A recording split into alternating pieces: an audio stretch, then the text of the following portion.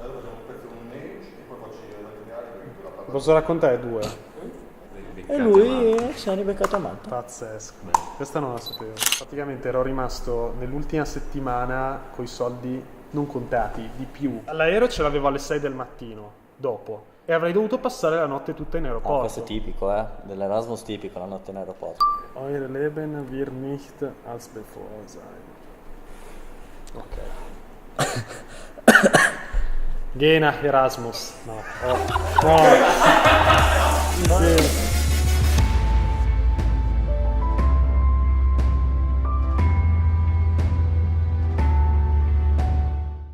6 anni fa abbiamo iniziato questo corso di laurea in lingue straniere moderne a Vercelli, che abbiamo scelto entrambi la lingua tedesca come lingua principale del nostro piano di studi. Però, sai, io già dall'anno prima, io studiando a Vercelli, finivo lezione, andavo a Torino, facevo il weekend lì, lunedì tornavo a Vercelli, facevo lezione e tornavo a casa, perché avevo amici siciliani che vivevano a Torino e già ero entrato là nel giro Erasmus. A me è venuto dopo questo desiderio, tra virgolette, perché quando mi sono iscritto all'università francamente non ci pensavo neanche. Avevo sentito parlare di questo progetto Erasmus, ma non avevo idea di come funzionasse.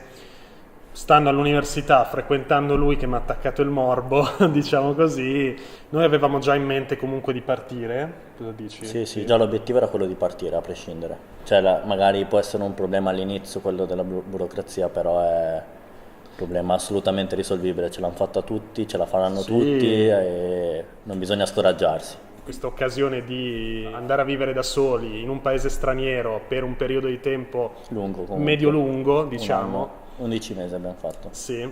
Di che anno stiamo parlando? 2013-2014. Sembra ieri.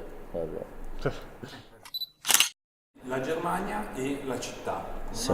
La città Aachen, Aquisgrana, perché tra le occasioni che ci venivano proposte, tra le destinazioni che ci venivano proposte, ci è parsa la più interessante. Uno, per la posizione geografica, quindi comunque ci avrebbe dato la possibilità di viaggiare molto in una zona che è proprio il cuore dell'Europa, perché ci trovavamo al confine con Olanda e Belgio. 3 ore da Parigi, 3 ore e mezza da Amsterdam, 2 ore e mezza da Bruxelles, 1 ora da Colonia, 2 ore e mezza da Francoforte, 4 ore da Berlino. 20 minuti di corsa dal primo paese in Olanda. Io quello che ho fatto, cioè un pomeriggio di dicembre o di gennaio, comunque era inverno, e con una mia amica abbiamo deciso di fare jogging nei 3 paesi, passando per il punto in comune dei 3 stati, perché c'è proprio un punto in cui se tu hai almeno 42 di piede puoi stare con un piede in 3 stati diversi. Io avendo 41 a pelo, però E quindi mi stavate accennando che è una città universitaria. sì, è la città universitaria per eccellenza dal punto di vista dell'ingegneria. Maschinenbau, adesso Maschinenbau è meccanica, l'ingegneria meccanica. È riconosciuta in tutta la Germania, è forse una delle migliori. Sì, l'università dove siamo stati è un politecnico, effettivamente sì. Che cavolo ci siamo andati a fare noi là? Siamo riusciti comunque a frequentare quello che dovevamo fare. In più c'era la possibilità di usufruire di un centro linguistico all'interno dell'università in cui abbiamo potuto fare proprio gli esami di lingua. Diciamo che senza questo Sprachenzentrum noi non avremmo potuto fare neanche un esame. Esatto. Lo Sprachenzentrum è un'opportunità, è un extra per l'università. Sì. I corsi delle altre lingue, e ce n'erano veramente tante. Cioè potevi fare il coreano, il turco, portoghese, il portoghese, però portoghese brasiliano e il portoghese del Portogallo. Tutte divise per livello.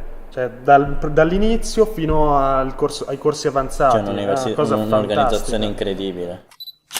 A inizio agosto ho iniziato a cercare per internet un modo di trovare una camera in un appartamento condiviso con altri studenti. Lì un po' ho sottovalutato la questione. Per fortuna c'era il mio amico qua di fianco. Siamo stati 2 mesi in una stanza da 10 metri quadri e è stato proprio... Però ce la siamo cavati, anche questo è fortifica, tra virgolette. Una volta stabiliti è iniziato tutto il processo di integrazione. Tutti i lunedì sera venivano organizzate delle serate dedicate solo agli Erasmus.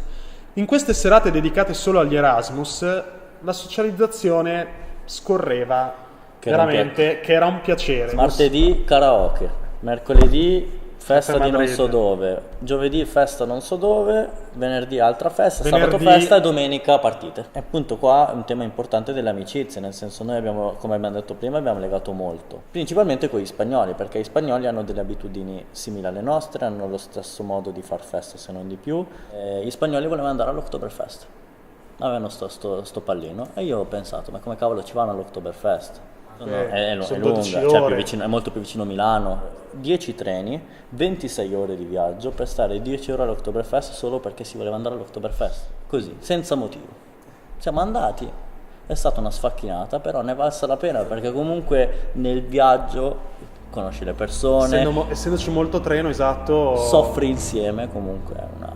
La sensazione che ho avuto io è stata quella di trovarmi con centinaia di persone nella stessa barca. Cresci da così a così, senza che te ne rendi conto proprio, però rivivendo tutto l'anno, una volta tornati ci si rende conto di quante cose in 300 giorni si sono fatte. Fa parte della vita. Sì. Però lì lo apprendi in un modo quasi più diretto del solito, perché vivendo insomma la propria vita di tutti i giorni, quando uno ha un problema pensa sempre Al peggio. al peggio.